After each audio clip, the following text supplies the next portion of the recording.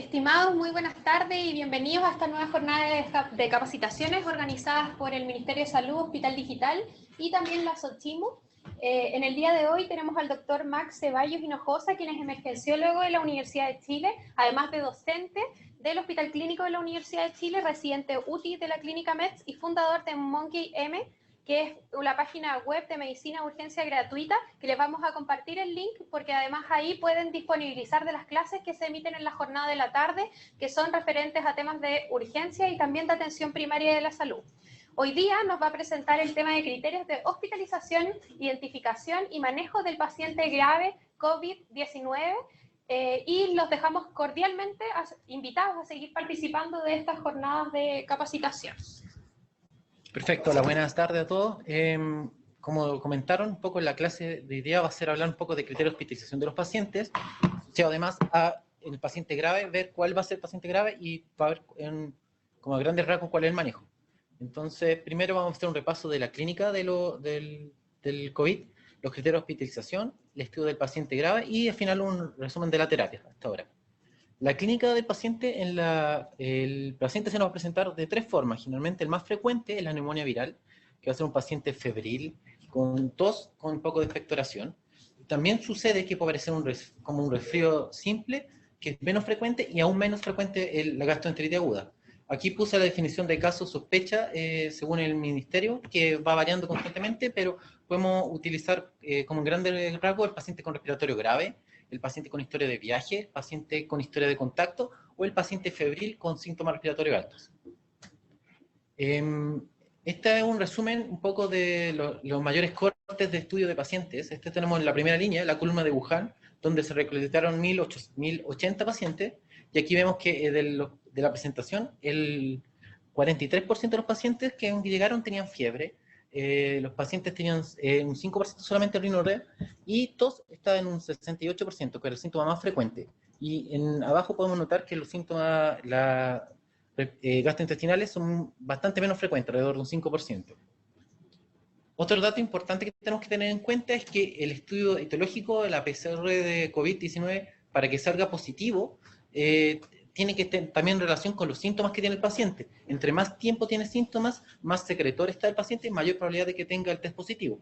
Por lo tanto, si el paciente está asintomático o tiene un cuadro muy inicial, puede que salga negativo, y tenemos un estudio acá abajo que no puse la cita, se me fue, pero que veía 60 pacientes que salieron negativos, que se hicieron un estudio siguiente, y al siguiente, a los 2 días después, tenían un 23% positivo. O sea, hay que tener en cuenta que si son muy precoces puede salir negativo el estudio. La evolución natural del cuadro son los síntomas. El paciente presenta síntomas leves, que es la mayoría de los casos, y después de un grupo de estos hace una reacción proinflamatoria, lo que le llaman como tormenta de citoquina, el cual puede llevar a producir un distrés respiratorio, en menos frecuencia un CID y mucho menos frecuente un shock séptico. Acá tenemos un poco un cuadro, la tabla de recopilación de la CDC, donde podemos ver que el 80% de los pacientes que consultaban tenían síntomas leves, severos tenían un 15% alrededor, y alrededor de un 5% de pacientes que requerían evaluación en una unidad crítica.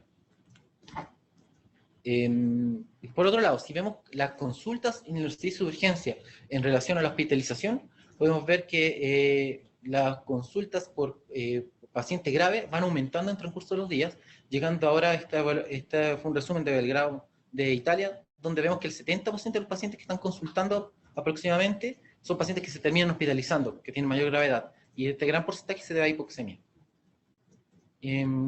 Para hablar un poco de la realidad local, para tener un poco la idea, este es un gráfico que sacamos de la Fundación Sol, donde podemos ver la cantidad de camas según los distintos lugares, y podemos ver que los países que mejor han respondido, como Corea del Sur, a estos cuadros, tienen 17 camas por habitante, por 1000 habitantes, perdón, y en Chile tenemos solo 2,1, o sea, tenemos una escasez de camas importante, así que tenemos que ser muy enfáticos en ver qué paciente vamos a hospitalizar. Hablando un poco ahora de la estratificación de riesgo, vamos a ver que existen pacientes de bajo riesgo, que son pacientes que generalmente no necesitan grandes estudios y que a simple vista uno puede clasificar como de bajo riesgo. Son pacientes que tienen menos de 50 años, que no tienen comorbilidades, que no tienen requerimientos de oxígeno, que uno a la inspección lo ve euneico, sin uso de musculatura accesoria, y si es que llegase a hacerse una imagen, no se le ve una neumonía multifocal, que no en mayoría no se va a llegar a eso, pero es el contexto. ¿Qué comorbilidad no importan? Generalmente los sospechosos de siempre son la hipertensión, la diabetes, los pacientes con algún tipo de limitación del crónica del flujo aéreo, este puede ser asma, pero mayor enfáticamente el EPOC, los pacientes inmunosuprimidos, los pacientes con la neoplasia activa, insuficiencia cardíaca, renal, daño hepático crónico. Esos pacientes van a tener que dar una alerta y vamos a hacer un grupo especial que vamos a tener que ir a estudiar. La edad también es un factor de riesgo súper importante. Esta es una revisión de la CDC, también hasta el 16 de marzo, que vieron que la mortalidad va aumentando, como ya sabemos, por la edad, pero el grupo crítico desde los 65 años ya aumenta de un 2% hasta llegando a los mayores 85 en un 30%. En mayores 60 años, depende de la serie, hay estudios que muestran que pueden llegar a tener un ROR hasta de un 30% mayor de mortalidad versus el grupo menor a 60 años. Así que la edad es categórica. Nosotros vamos a ver un poco qué criterios clínicos van a hablar de la hospitalización, cosas que no van a ir tanto en el score de riesgo que después vamos a ver, pero en este contexto son pacientes que inicialmente llegan con la frecuencia respiratoria elevada. Hay, según las guías distintas, algunos recomiendan sobre 26 o sobre 30. El otro también, el paciente que por sí va a requerir oxígeno o va a tener una PAFI menos 300, que es como similar en realidad. Los pacientes con comorbilidad descompensada asociado a esto. Un factor pronóstico que se ha visto importante es la linfopenia menos 800, por lo tanto ese paciente tenemos que tener alta probabilidad de hospitalizarlo. Pacientes también obvio que tengan compromiso de conciencia, sospecha de shock, o los pacientes inmunosuprimidos. Ahora bien, para ver hacer esto un poco más tangible, vamos a hablar un poco de scores de riesgo que nos sirven para esto. Existen dos tipos, los criterios que son para hospitalizar al paciente y los criterios que definen qué unidad es la mejor para ello. Importante no mezclar peras con manzanas, son dos cosas distintas. En los pacientes para hospitalizar, usamos el más frecuente que todos deben conocer, el CURB 65, que se basa en si el paciente está confuso, si tiene la urea sobre 20, tiene una respiración mayor a 30, ellos tienen como este corte, está hipotenso o la edad mayor a 65. Ahí vamos viendo, según el puntaje, va aumentando la mortalidad. Con más de 2 puntos, tiene más de 2% de mortalidad, lo que hace que haga sospechar que esos pacientes vayan a hospitalizarse. Para definir un paciente si va a una unidad como UPC, tenemos los criterios de la ATS, por ejemplo, modificados. Estos criterios son bastante simples, son cosas también un poco clínicas que podemos ver. El paciente si requiere o ventilación mecánica o requiere shock, o tiene presencia de un shock, ese ya se considera un criterio mayor y debería ir a una UPC. Los otros son criterios como los vemos acá, de presión sistólica, compromiso radiológico, multilobar, una PAFI menor a 250, hipotermia, trombocitopenia, uremia, frecuencia respiratoria mayor a 30, la leucopenia que ya hemos hablado, la confusión. Según la ATS, son 3 criterios menores de esos, también requerirían UPC.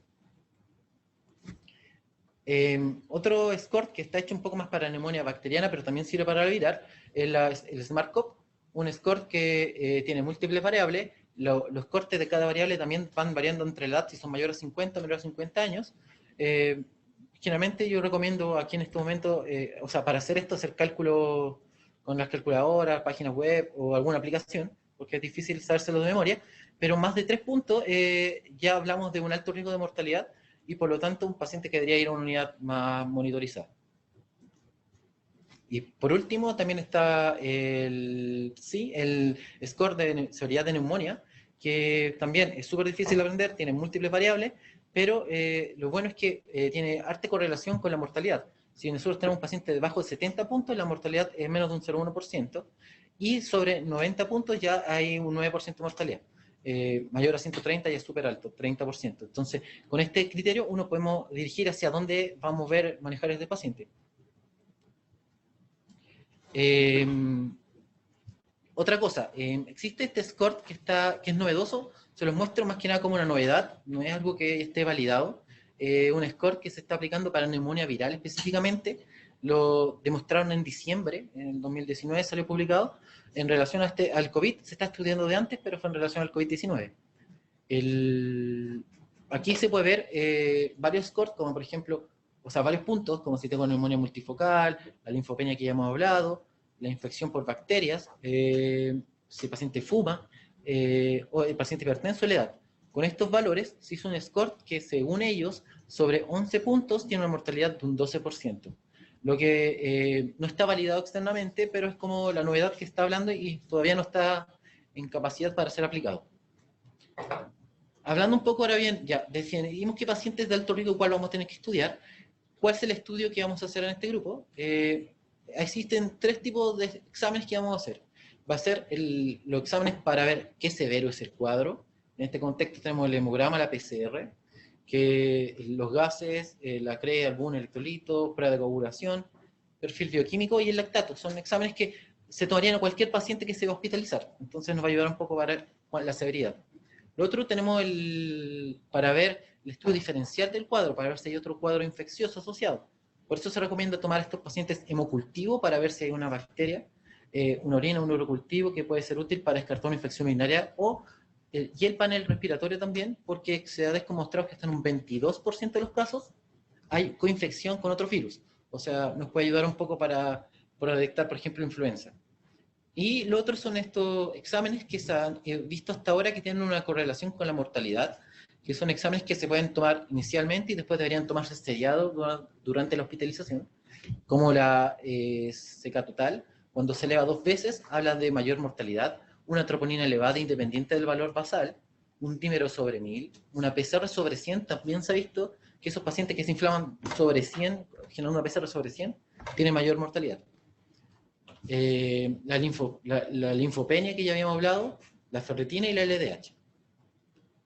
Ya, esta es una tabla también donde se ven distintos cortes de estudios de pacientes, donde podemos ver en ellos que los síntomas en la mayoría de los pacientes, o sea, en los pacientes leves, la mayoría de los exámenes son exámenes que están normales, no hay ninguna alteración, son súper poco específicos para ayudarnos y solo su utilidad está en los pacientes con gravedad. Hablando un poco de los exámenes de pronóstico, fue lo que les comentaba. Este fue un estudio de 150 pacientes que se hizo en Wuhan, donde se determinó que la mortalidad era mayor en los grupos de pacientes. No se escuchaba. No se escuchaba. ¿Sí? ¿Todo bien? Super. Entonces, estaban el grupo de pacientes que tienen mayor mortalidad son aquellos que tienen elevación de la proteína C reactiva, que tienen la troponina elevada o también el interferón 6 que se calculó en ese estudio. No es un examen que tengamos muy disponible, pero está aquí para que lo vean. Esta es una tabla que ustedes pueden encontrar en esa página donde está un poco lo que ya habíamos conversado con todas sus referencias para que si quieren estudiarla lo pueden ir ahí. Ahora el estudio imagenológico, hasta ahora ninguna imagen que es específica para el COVID-19. Puede ser también por cualquier otra neumonía viral. La radiografía para este caso tiene una sensibilidad de un 59% en pacientes sintomáticos. Y el patrón más clásico que se evalúa es un patrón reticular mayor a periférico y basal. ¿En quiénes tomaríamos nosotros radiografía? Es en los pacientes que ingresan con sospecha de un cuadro viral con disnea, o en los pacientes que tienen fiebre sin foco, que nos ayudaría un poco para el diagnóstico diferencial. Pero no se ve un beneficio de estudiar a los pacientes que se van a ir para la casa. Esos pacientes no va a cambiar el manejo.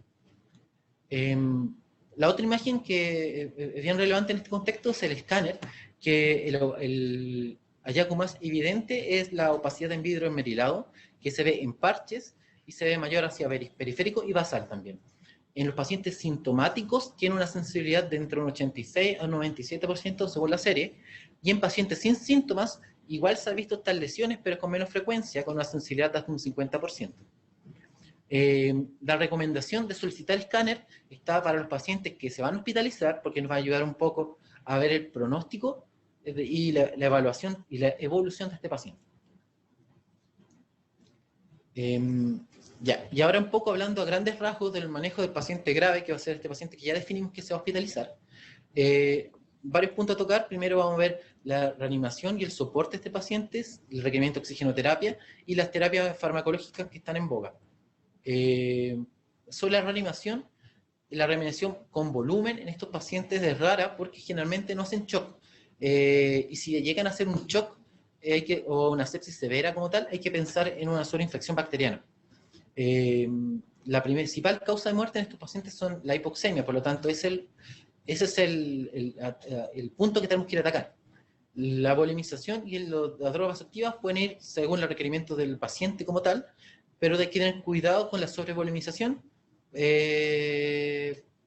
porque como su problema inicialmente no es la hipoxemia, más que nada.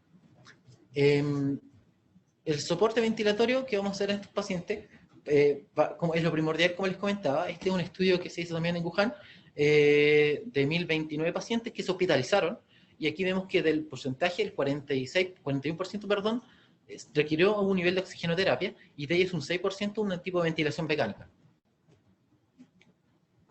Hablando de ventilación mecánica, tenemos la ventilación mecánica no invasiva, que ahí la evidencia es contradictoria. La mayoría de los lugares recomiendan no iniciarla. La recomendación local de la Sochimi es no tampoco no utilizarla, porque ha visto que retrasa la intubación y retrasa la ventilación mecánica no invasiva, causando un aumento en la mortalidad en estos pacientes. Además, existe el riesgo de la diseminación por producción de aerosoles, que fue un poco y llegaría a contaminar también al equipo médico.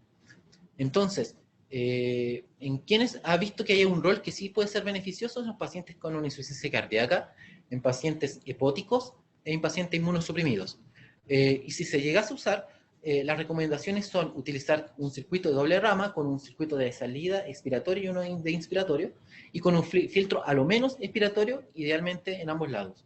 Hay que tener cuidado con las fugas y hacer una monitorización seria de estos pacientes para evitar que para evitar el retraso de la ventilación mecánica no invasiva. Se ha postulado en algunas partes que este helmet, el tipo casco que se usa de ventilación, podría ser superior a al otro tipo de mascarillas como el full face o la máscara oronasal, perdón. Pero hasta ahora no ha habido ninguna evidencia que sea uno mejor que el otro, así que si es que llegase a utilizarse, cualquiera podría hacer. Pero la recomendación, como repito, es no utilizarlo. La recomendación más que nada en todas partes es la ventilación mecánica invasiva precoz, y en esos son los pacientes que sospechamos algún nivel de fatiga respiratoria, pacientes que vemos con uso de musculatura accesoria, pacientes que vemos que probablemente no van a aguantar como ventilando por sí solo en un tiempo precoz. La taquipnea mayor a 30 es el criterio de hospitalización. La hipoxemia, cuando pacientes con FIO2 de 50 pese a eso, se dura menos de 90. Y otros pacientes con insuficiencia respiratoria aguda, otros criterios de shock.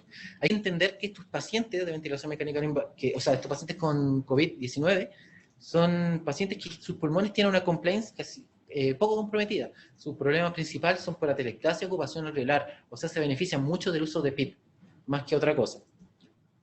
Y las recomendaciones de la Sochimi, que el doctor Cornejo hoy de la mañana explicó mejor que yo ahora, pero hablan un poco del volumen corriente, tiene que estar entre 5 y 7 con un volumen protector más que nada. Hay que usar PIP bastante altos. El promedio del PIP que están utilizando en Italia, que de los reportes, es un PIP entre 12 y 15 centímetros de agua. Y hay que mantener una hipercapnia permisiva, ideas de mantener CO2 entre 35 y 60 miligramos de mercurio, pero siempre priorizando un poco más que nada el pH. pH es mayor a 7.2,5, o sea 7.25. Eso. Hay que tener en cuenta que los PIP elevados que se van a manejar en estos pacientes pueden hacer un compromiso hemodinámico, llegando a requerir estos pacientes por esta causa drogas vasoactivas. También un acápite pequeño sobre la ventilación en prono. Es altamente efectiva en estos pacientes porque aumenta el reclutamiento alveolar, que es una de las primeras causas de falla hipóxica en ellos, y favorece el manejo de secreciones también. Las recomendaciones es iniciarla precozmente con PAFIs bajo 100 o 150 en el fondo. 150 bastante precoz. Eso. El problema y las complicaciones van más que nada al mayor requerimiento de cuidados que tienen estos pacientes y que necesita un equipo entrenado para poder hacerlo. Y va a tener una monitorización mucho más intensa en ellos. Si pensamos un poco ahora en las terapias farmacológicas, voy a hablar un poquito cada una. En este momento lo que está en boga es el Caletra, una terapia que se usa para el VIH. Por ahora no hay ningún estudio que valide su uso en este tipo de pacientes. El estudio mayor que se hizo de que el New England muestra que en 199 pacientes no se vio ninguna diferencia en mortalidad a 28 días, ni ningún otro outcome en realidad, en pacientes que usaron eso versus el placebo. y uno de los conflictos mayores que puede prolongar el QT, produciendo arritmias malignas. Otro antiviral que también está en boga es el remdesivir, que es una terapia que se utilizó para el ébola. Es un inhibidor de la RNA polimerasa y se ha visto que en in vitro puede llegar a inhibir la replicación del COVID-19. En este momento hay varios trials en curso, el mayor es un trial que se está haciendo por la CDC en 400 pacientes, todavía no se terminan de reclutar y no salieron resultados. Otros medicamentos también están en este contexto, los antimaláricos, como la hidroxicloroquina y la cloroquina, que hasta ahora se han utilizado como tratamiento para la enfermedad autoinmune más que nada, y se ha visto en un estudio que voy a mostrar inmediatamente, que su efecto se potenciaría con el uso de acitromicina. Ambas aumentan el QT, y eso prolonga, al prolongar el QT aumenta el riesgo de arritmias ventriculares, como la torsión de punta. Ahora sí, perdón. Este es el estudio que mostraba la hidroxicloroquina. Aquí se hizo se estudiaron pocos pacientes, eso sí, pero se vieron pacientes controles, 16 pacientes control versus pacientes que se trataron con hidroxicloroquina versus hidroxicloroquina con acitromicina. Se vio que la negativización de los estudios de los PCR fueron aumentando en los pacientes que usaban hidroxicloroquina y mayor aún en pacientes con hidroxicloroquina y acitromicina en relación al tiempo. Al principio podemos ver que el control se negativizó solo un 6%, de hidroxicloroquina un 35% y los pacientes que usaron hidroxicloroquina más acitro en un 83%. Como le digo, es un estudio pequeño, bien prometedor, pero pequeño. Entonces, no podemos con esto generalizar y hacer una indicación terapéutica para todos los pacientes. Otro estudio que se hizo también, bueno, otra cosa que está en boga ahora es los usos de corticoides. El corticoide, por ahora, ninguna sociedad está recomendándolo de usar de rutina, porque podría aumentar la expresión del virus. Y la única evidencia es que se ha visto que puede tener un efecto positivo en los pacientes distresados, con un distrés respiratorio. Pero hasta ahora no hay nada categórico. Hay un estudio solo de usado metilprednisolona versus placebo que vieron que podría disminuir, o sea, aumentar la sobrevida de los pacientes que usaban metilprednisolona. Pero como digo, un grupo pequeño de 200 pacientes y no nos ayuda a determinar medio conducta. Y sobre los antibióticos, que otro punto a considerar es que el antibiótico debería solo ir indicado en los pacientes que sospechemos sobre infección. Y estos pacientes van a ser aquellos que tengan, a través del examen como la imagen, un escáner o una radiografía, nos muestran un foco de condensación. Y también nos puede ayudar en la procalcitonina para evaluar si esto es bacteriano o no. Pero hay que tener en cuenta que también, según estudios, se han demostrado que el coronavirus también puede aumentar la procalcitonina, así que hay que tenerlos en consideración. Y el antibiótico que se recomiendan, según protocolos locales, acá en Chile la recomendación pasa de ceftriaxona más acitromicina o ampicillin-bactam acitromicina. Pero como le digo, eso tienen que verlo en cada centro. Eso es toda mi presentación hasta ahora. Perfecto. Vamos a hacer algunas de las preguntas que más se repitieron en el chat. Vamos a sentar acá. Pueden hacer las demás.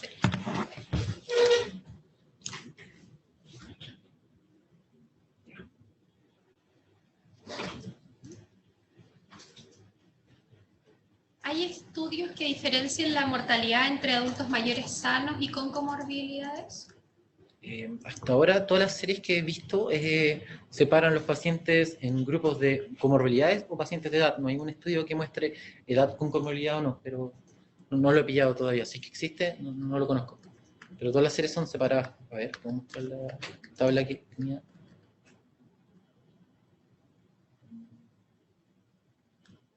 Acá, como digo, estas tablas muestran solamente por edad, no por comorbilidad. Perfecto.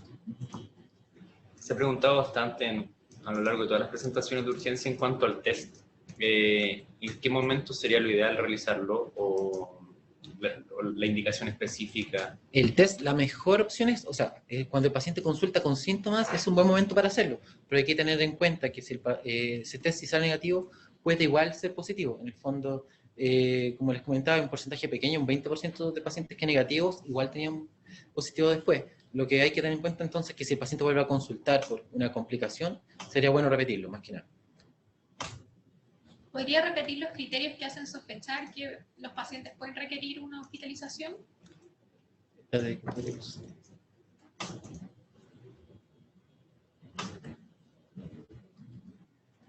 refieres a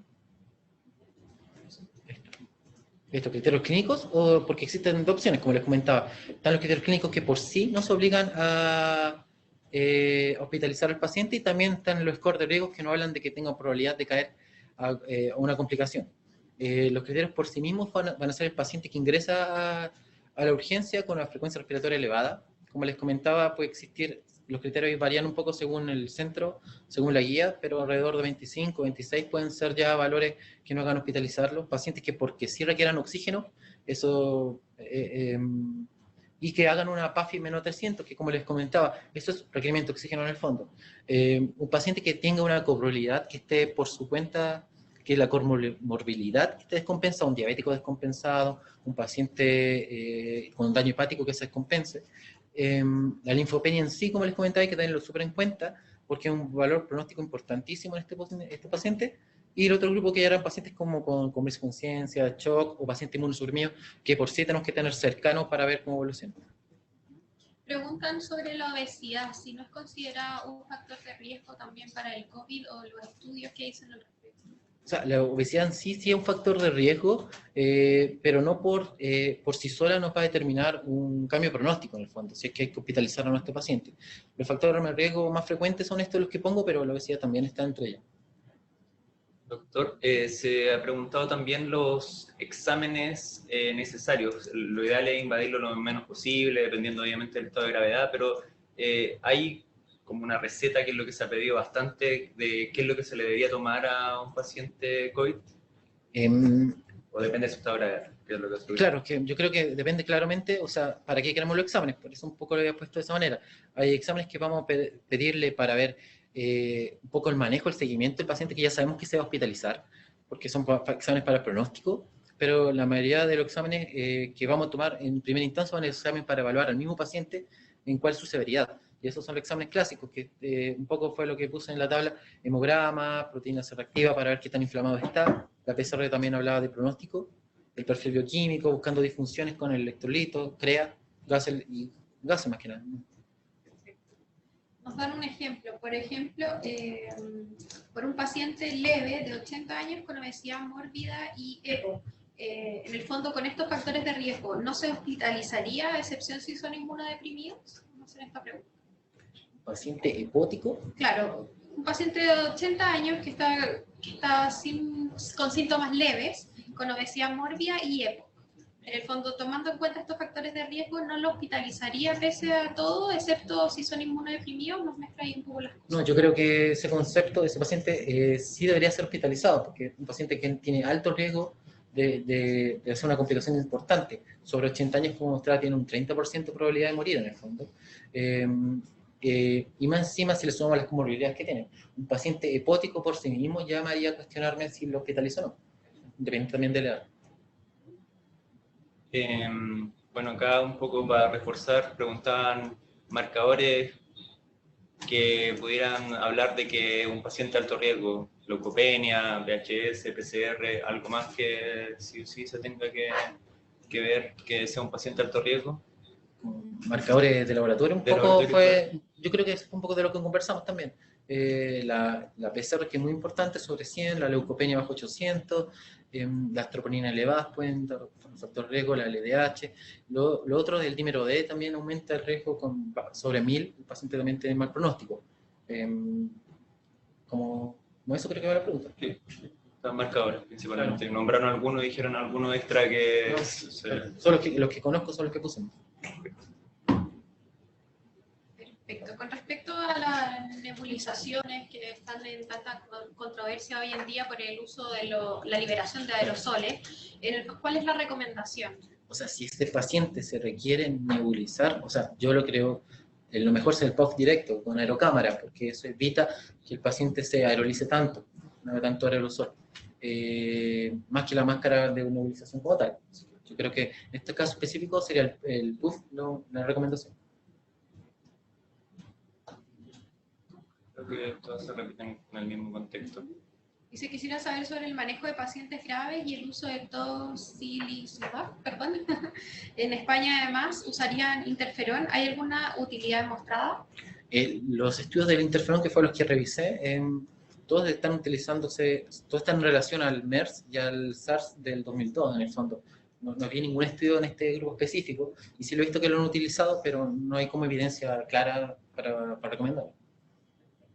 Doctor, en cuanto al paciente pediátrico, si bien se han mencionado en todas las presentaciones que probablemente no presente la sintomatología como un paciente adulto, ¿hay algún estudio que hable de que han necesitado en pacientes pediátricos ventilación mecánica? Y si es así, preguntan parámetros de ventilador iniciales con paciente pediátrico. De la parte pediátrica no conozco mucho, no es mi tema, en el fondo no hice esa revisión, así que no puedo hablarte de eso. ¿Hay alguna hipótesis de por qué se han presentado casos graves en personas jóvenes? Por ahora, más que nada todo lo que he visto son en pacientes, o que estos pacientes jóvenes tienen comorbilidades, o también existe una cosa que viene del azar, en el fondo. Si tenemos 1000 pacientes enfermos, 1000 jóvenes, uno igual va a tener alguna gravedad, pero hasta ahora no he visto esto, a diferencia de la influenza que afecta a más jóvenes, este cuadro efectivamente su foco es más en adultos mayores. Perfecto, estaríamos. La verdad, muchas gracias, doctor, por su conferencia de hoy día. Queremos dejarlos a todos cordialmente invitados a la jornada de mañana a las 2 de la tarde. La realizará el doctor José Luis Santelices con el tema de gestión de flujo de pacientes con infecciones respiratorias en periodo de pandemia. Además, los invitamos a difundir los links para que se puedan ir conectando en sus centros, en las diferentes áreas o unidades en las que se encuentren, y a poder descargar o visualizar las clases, mejor dicho, a través de las páginas web de la SOCHIMI y también de MonkeyM, que es la que proporciona el doctor y que enviamos también al inicio del chat.